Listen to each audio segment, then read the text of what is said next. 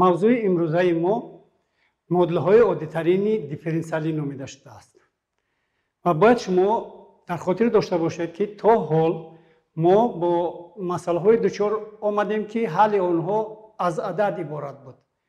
акнун ба масъалаҳое мегзарем, ки ҳалли онҳо номаълуме, ки дар онҳо меояд, функсияро ифода мекунад. барои ба ин масъала сарфаҳм рафтан мо пештар аз рӯи қонуни ҳаракат суръати лаҳзагии онро ёфта будем ва баръакс аз рӯи суръати лаҳзагӣ чунин функсияро ёфтем, ки ҳосила аз ин функсия баробар аст ба v аз t. дар ин ҷо v аз t функсияи дода шуда буда, s аз t функсияи барои v аз t функсияи ибтидоӣ мебошад. яъне ёфтани функсияи s аз t талаб карда шуда буд. вале дар математика ҳолатҳое дучор меоянд, ки яъне модулаҳое во мехӯранд, ки дар онҳо номаълум функсия ҳаст. метавонад ин модела ҳосилаи тартиби якро дар бар гирад ё ҳосилаи тартиби аз як болоро дар худ дошта бошад. барои тақвияти ин гуфтаҳо мо ба мисолҳо муроҷиат мекунем. мана мисоли якуми мо модулаи оддии y' аз x баробари x ҷамъи 1 аст. дар ин модула функсияи номаълум y аз x аст ва агар мо ҳосилаи онро ёбем, бояд баробар шавад ба x плюси 1. яъне барои ёфтани он мо аллакай аз назария медонем, ки ин функсияи ибтидоӣ аст. y ба воситаи интеграли номуайян ҳисоб карда мешавад аз x плюси 1 dx. барои x функсияи ибтидоӣ x квадрат тақсими 2 аст. барои 1 функсияи ибтидоӣ x аст. ва ҳангоми ёфтани интеграли номуайян мо доимии серо дохил карда будем. се ин доимӣ аст. ҳамин тавр мо функсияро ёфтем, ки шарти масъалаи моро қонеъ карда метавонад. агар мо аз тарафи рост ҳосила гирем, ҳосилаи адади доимӣ 0 аст, ҳосилаи x 1 аст, ҳосилаи x квадрат тақсими 2 ба 2 ихтисор мешавад, x мемонад. яъне мо мана ҳамин ифодаро ҳосил мекунем. ба мисолҳои мураккабтар мегзарем. дар шарти баъзе масъалаҳо талаб карда мешавад, ки функсияҳои мураккабтар ёфта шаванд. бинобар ин як мисоли дигар мегирем ва дар он ин гуфтаҳоро шарҳ мекунем. y' баробар аст ба косинуси x. чӣ тавре ки дар мисоли як ҳал кардем, доимии c дар ин маврид пайдо мешавад ва барои он ки доимии c ба таври як қимата муайян карда шавад, мо шартҳои иловагӣ гирифтанамон дар кор. дар ҳамин ҷо шарти иловагӣ мегузорем, ки y фарз кардем дар нуқтаи 0 баробари 1 аст. аз ин ҷо агар мо ба воситаи интеграли номуайян ҳисоб кунем, интеграл аз косинус x dx, яъне мо кадом функсия гирем, ки ҳосилаи вай ба косинус баробар бошад. бо ибораи дигар функсияи ибтидоии косинус ин ҳаст синуси x ва адади c илова карда мешавад. барои ин ки мо қимати c-ро муайян кунем, аз шарти додашуда истифода мебарем.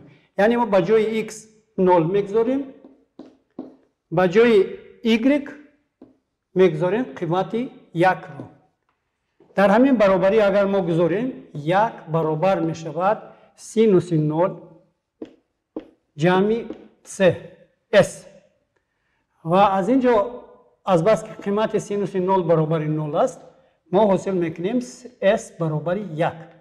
қимати ёфтшудаи s-ро ба функсияи y аз x мегзорем, синус x ҷамъи 1 мешавад. мана дар ҳамин шакл ҳалли модулаи дифференсиалӣ ҳалли ҷузъӣ номида мешавад. дар шакли пештар додашудагӣ y баробари синус x ҷамъи c. инҷа c қиматҳои дилхоҳ қабул карда метавонад. мо дар мавриди додашуда аз шарти y қимати функсия дар нуқтаи 0 баробари 1 буда истифода бурда ҳалли ҷузъии онро ҳосил кардем. ҳалли пештара ҳалли умумӣ ном дорад. ва мегзарем ба ҳалли мисоли дигар. ба ҳалли мисоли се мегзарем. бояд қайд кунем, ки ин модулаи дифференсиалии y баробари k зарби y, ки дар ин ҷо k адади дода шуда аст, дар ҳаёт хеле татбиқи зиёд дорад. дар масъалаҳои физикӣ, биологӣ, техникӣ ва ғайра процессҳо, яъне равандҳо ба воситаи ҳамин формула дода мешаванд. Мана мо мегзарем ба яке аз ин формулаҳо, панҷшавии бактерияҳо. вақте ки бактерияҳо пайдо мешаванд, дар аввал шумораи бактерияҳо m0 буд ва бо мурури вақт, те дар ин ҷо вақтро ифода мекунад, шумораи бактерияҳо афзоиш меёбанд. бинобар ин суръати панҷшавии бактерияҳо ба воситаи модилаи дифференсиалии m' ҳаст t баробари k зарби m аст t, ки дар ин ҷо k адади мусбат аст, афзоиш меёбад. агар мо ин модиларо ба воситаи функсияи ибтидоӣ ёбем, ҳалли он баробар мешавад m аст t, яъне s зарби e нишондиҳандааш k аст t. дар ҳолати t баробари 0 будан, тавре ки қайд кардем, шумораи бактерияҳо m0 буд. бинобар ин ба ҷои m аст t мо m0 гузошта номаълуми c-ро, яъне доимии c-ро муайян мекунем. вақте ки доимии c-ро муайян мекунем, баробар мешавад ба m0. бинобар ин m аст t ҳалли ҷузъии модилаи дифференсиалӣ баробар мешавад m0 e нишондиҳандааш kt. аз рӯи ҳамин баробарӣ кормандони соҳаи тиб муайян мекунанд, ки беморӣ чӣ тавр паҳн мешавад ва ба кадом суръат паҳн мешавад. татбиқи дигари модилаи дифференсиалии с ин аз он иборат аст, ки дар физика ҳодисаҳои таҷзияи моддаи радиоактивӣ ба амал меоянд, яъне миқдори моддае ки дар замин мавҷуд аст, бо гузаштани якчанд вақт таҷзия меёбад. аз ҷумла моддаи радиоактивӣ табдил меёбад ба қурғошӣ, ба симоб ва ғайра. процесси, яъне раванди таҷзияёбии ҳамин модда ба воситаи модилаи дифференсиалии m' ҳаст t баробари минуси k зарби t муайян карда мешавад. дар ин ҷо коэффициенти k адади манфӣ аст, чунки бо гузашти вақт ҳамон модда оста коҳиш меёбад ба хосиятҳои физикӣ имконият медиҳанд, ки ба моддаи дигар табдил ёбад. ва бинобар ин ҳалли умумии ин модиларо навиштан мумкин аст m аст t баробари c зарби e нишондиҳандааш kt. агар мо хоҳем ки дар муддати вақти t ёбем ки моддаи радиоактивӣ бо кадом қонуният паҳн мешавад, аз манами қонунияти нишондиҳандагии тарафи рости он истифода мебарем. миқдор моддаи радиоактивӣ дар аввал массаи m-ро соҳиб буд. яъне ҳангоми t баробари 0 будан, дар формулаи ёфташудаи мо қимати t баробари 0 гузошта мо ҳосил мекунем, ки m аст t баробар будааст ба m0 e нишондиҳандааш kt. вале дар физика мафҳуми даври нимтаҷзияи радӣ қабул карда шудааст, ки ин чӣ гуна бузургӣ аст? ин ҳама хел бузургие аст, ки дар муддати он масалан 1 килограмм радӣ ба ним килограмм табдил меёбад ва ним килограмм радӣ ба 4 килограмм табдил меёбад ва ҳоказо. бинобар ин мо дар формулае ки ҳосил кардем, қимати ба ҷои t қимати t тақсими 2 ро мегузорем. дар амалия суръати таҷзияи моддаи радиоактивӣ бо нимдавр чен карда мешавад. яъне ин фосилаи вақте аст, ки миқдори муайяни моддаи радиоактивӣ ба нисф табдил меёбад. мо аз формулаи mt баробари m0 е нишондиҳандааш минуси k t истифода бурда ҳосил мекунем, ки m0 тақсими 2 баробар аст ба m0 е нишондиҳандааш минуси k зарби t. t ин даври нимтаҷзияи моддаи радиоактивӣ мебошад. ҳар тарафи баробариро бо m0 ихтисор карда ҳосил мекунем 1 тақсими 2 баробар аст е нишондиҳандааш минуси kt.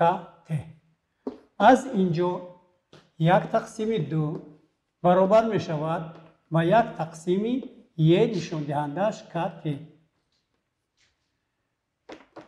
пас маълум мешавад, ки е нишондиҳандааш K ضرب T برابر بوده است با 2 و از هر دو طرف این برابری اگر ما لاگاریتم گیریم با اساس ناتورالی لاگاریتمی یه نشان دهنده اش K ضرب T برابر است با لاگاریتمی 2 و از اینجا حاصل میکنیم که اگر شما در خاطر داشته باشید عینیت یکمی تریگونومتری رو اساس لاگاریتمی n با یه برابر است. بنابراین ما حاصل میکنیم K ضرب T برابر لاگاریتم A2 یا که T معلوم میشود که برابر بوده است لاگاریتم 2 تقسیم K. قیمت یافت شده را با معادله داده شده میگذاریم و از اینجا حاصل میکنیم برابر M0 یه نشان دهندش مینوسی K ضرب ln2 تقسیم K. K با K اختصار می شود و از این رو حاصل می شود 2 در نشان دهندش مینوسی. در عملیه هنگامی حساب کردن نیم دور ماده رادیواکتیوی تجزیه جیولوگ و فیزیک و دیگر متخصصان ساحه‌های تکنیکی دور T رو معین میکنند و در عملیه نشان داده شده است که اگر شما 1 کیلوگرم ماده رادیواکتیوی داشته باشید بعد از گذشتن 1670 سال تقریبا این 1 کیلوگرم به نیم کیلوگرم تبدیل می‌یابد یعنی 500 گرم می‌شود و بعد باز گذشتن 1670 سال دیگر این 500 گرم به 250 گرم تبدیل می‌یابد و غیره. همینطور ماده رادیواکتیوی با مرور وقت بعد هزاران سال میتواند به قرغاشین یا به سیماب تبدیل یابد. و مثال 4 میگذاریم. این مثال به لپیش‌های گرمونیکی تعلق دارد. طوری که ما شما میدونیم لپیش‌های گرمونیکی هنگامی در محیط اطراف پهن شدن موج‌های الکترومغناطیسی موج‌های زمین جنبی سیسمولوژی به عمل می‌آیند. بنابراین معادله دیفرانسیلی که ما آوردیم y' برابر مینوس امگا کوادرات y امگا در اینجا عددی داده شده میباشد و همین قانونیت رو افاده میکند. برای یافتن y' نوشتگی از حاصله ترتیب دوم است. این یک بار از حاصله ترتیب دوم باز حاصله نوبتی میگیریم. برای همین این y' رو افاده میکند.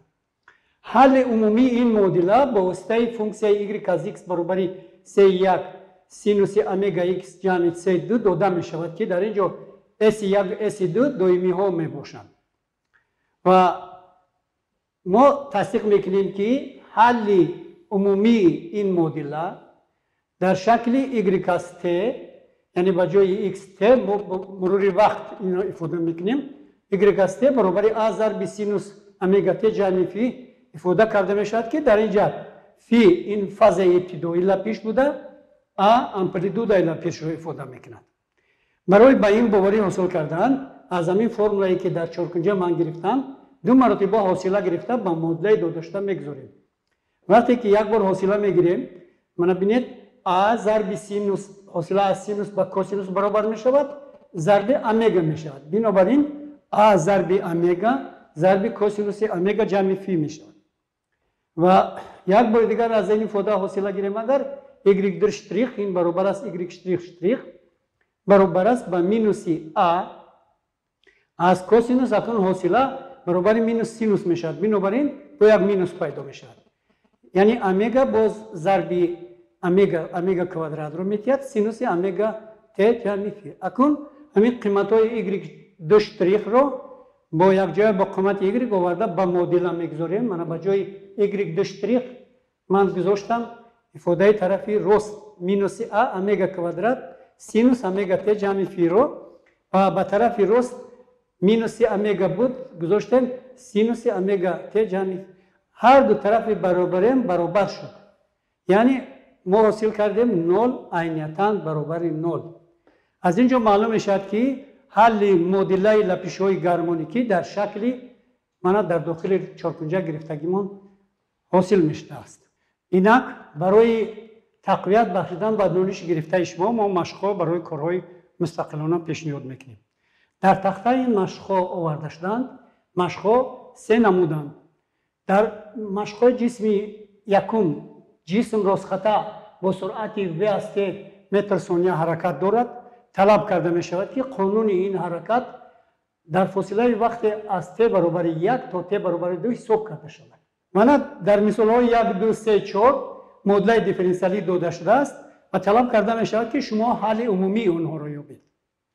یعنی در اینجا عدد 3 اشتراک میکند. در مثال های گروه 3 باشد طلب کرده می شود که چنین حل مدل دیفرانسیلی را یابید که شرط های ذهنی را قانع سازد. یعنی در این مورد شما حل جزئی مدل دیفرانسیلی را میابید. و در پهلوی مثال های آورده شده شرط ها داده شدند و طوری که در مثال ها ما نشان دادیم همانطور قیمت 3 را یافته با حل عمومی مدل میگذارید و حل جزئی آن را حاصل میکنید. و همین درس ما به انجام میرسد و شما برای کار موفقیت آرزو مندیم تا درس آینده.